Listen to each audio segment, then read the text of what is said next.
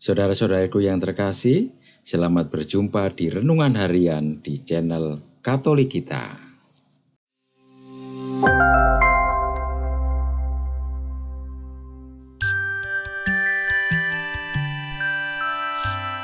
Hari ini, Rabu, 23 Oktober 2024. Bacaan pertama. Bacaan diambil dari surat Rasul Paulus kepada jemaat di Efesus, bab 3, ayat 2 sampai dengan 12.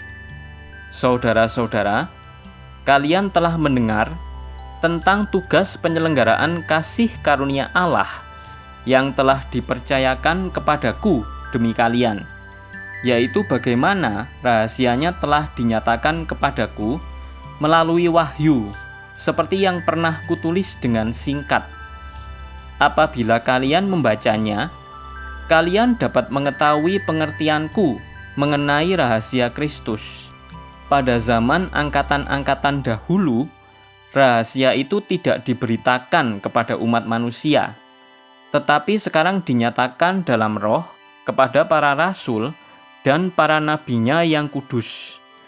Berkat pewartaan Injil, orang-orang bukan Yahudi pun turut menjadi ahli waris, menjadi anggota-anggota tubuh, serta peserta dalam janji yang diberikan Kristus Yesus. Dan aku telah menjadi pelayan Injil itu menurut pemberian kasih karunia Allah yang dianugerahkan kepadaku sesuai dengan karya kekuasaannya. Sebenarnya aku ini orang yang paling hina di antara segala orang kudus, tetapi kepadaku telah dianugerahkan kasih karunia untuk memberitakan kepada orang-orang bukan Yahudi kekayaan Kristus yang tidak terduga itu. Aku diutus menyatakan apa isi rahasia yang telah berabad-abad tersembunyi dalam Allah, pencipta segala sesuatu.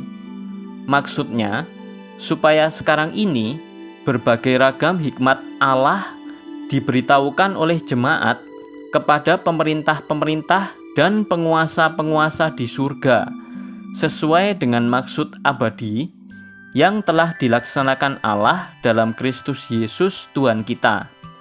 Di dalam Dia, kita beroleh keberanian dan jalan menghadap kepada Bapa dengan penuh kepercayaan oleh iman kita kepadanya. Demikianlah sabda Tuhan. Syukur kepada Allah. Bacaan Injil. Bacaan diambil dari Injil Lukas bab 12 ayat 39 sampai dengan ayat 48. Pada suatu ketika berkatalah Yesus kepada murid-muridnya, "Ketahuilah ini, jika tuan rumah tahu pukul berapa pencuri akan datang, ia tidak akan membiarkan rumahnya dibongkar. Hendaklah kamu juga siap sedia, karena Anak Manusia datang pada saat yang tidak kamu duga." Kata Petrus, "Tuhan, kepada kamikah Engkau tujukan perumpamaan itu, atau kepada semua orang juga?" Jawab Tuhan, "Jadi siapakah pengurus rumah yang setia dan bijaksana yang akan diangkat oleh tuannya menjadi kepala atas semua hambanya untuk memberikan mereka jatah makanan pada waktunya? Berbahagialah hamba yang didapati tuannya melakukan tugasnya itu ketika tuannya itu datang. Sesungguhnya aku berkata kepadamu, tuannya itu akan memberi dia wewenang atas segala miliknya. Namun apabila hamba itu jahat dan berkata di dalam hatinya, tuanku tidak datang-datang, lalu ia mulai memukul hamba-hamba laki-laki dan hamba-hamba perempuan, dan makan minum dan mabuk, maka tuan hamba itu akan datang pada hari yang tidak disangkanya, dan pada saat yang tidak diketahuinya, dan akan memenggal dia dan membuat dia senasib dengan orang-orang yang tidak setia. Adapun hamba yang tahu akan kehendak tuannya, tetapi tidak mengadakan persiapan atau tidak berbuat sesuai dengan kehendak tuannya, ia akan menerima banyak pukulan. Tetapi hamba yang tidak tahu dan melakukan apa yang mendatangkan pukulan, ia akan menerima sedikit pukulan. Tetapi orang yang kepadanya banyak diberi akan banyak dituntut dari dirinya. Dan kepada siapa yang banyak dipercayakan akan lebih banyak lagi dituntut darinya.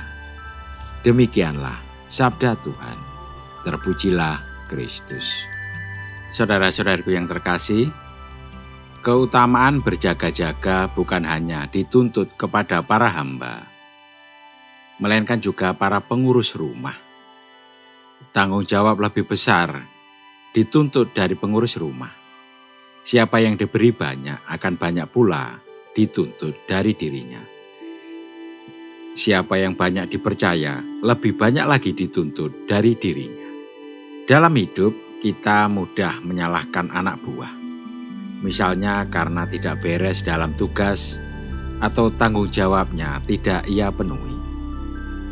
Kita mudah melemparkan kesalahan pada orang lain, kendati nyatanya hal itu adalah tanggung jawab kita.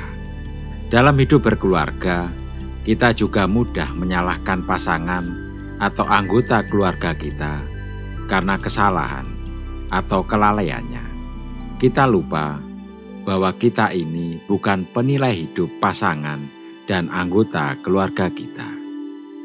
Kita adalah pribadi yang ikut atau mungkin paling bertanggung jawab atas situasi tersebut. Mudah bagi kita menuntut tanggung jawab orang lain daripada menuntut tanggung jawab diri sendiri. Berjaga-jagalah. Istilah berjaga-jaga dan bersiap-siap karena anak manusia datang pada saat yang tidak kamu duga, merujuk pada pengajaran Yesus tentang kedatangannya yang kedua kali di dalam kitab suci. Lihat Matius bab 24 ayat 42 sampai dengan 44. Hal ini perlu kita sadari pentingnya kesiapan spiritual dan kewaspadaan bagi umat Kristen menghadapi kedatangan Kristus yang kedua kali di akhir zaman. Oleh karena itu, kita diminta untuk selalu siap secara rohani, menjaga iman dan kesetiaan kita kepadanya, serta hidup dalam ketaatan. Dan Yesus juga memberikan sejumlah tanda yang mengindikasikan kedekatan kedatangannya yang kedua kali, seperti perang, bencana alam, dan kekacauan sosial. Meskipun demikian, kita diminta untuk tidak mengira bahwa kedatangannya pasti terjadi pada suatu waktu tertentu, tetapi tetap waspada dan berjaga-jaga dalam setiap waktu.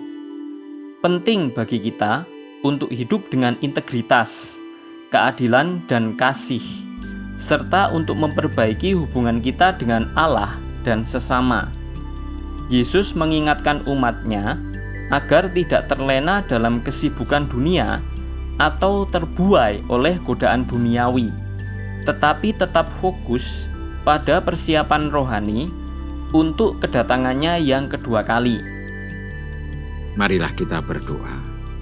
Ya Bapa, semoga semakin besar tanggung jawab yang Engkau percayakan kepada kami. Kami semakin berjaga-jaga dalam hidup dan pelayanan. Semoga kami melaksanakan tanggung jawab itu dengan penuh cinta dan pengabdian, serta untuk kebaikan orang-orang yang ada bersama kami. Amin. Saudara-saudariku yang terkasih, terima kasih atas kebersamaannya di dalam renungan harian ini. Kita akan berjumpa kembali di renungan harian berikutnya. Berkah dalam.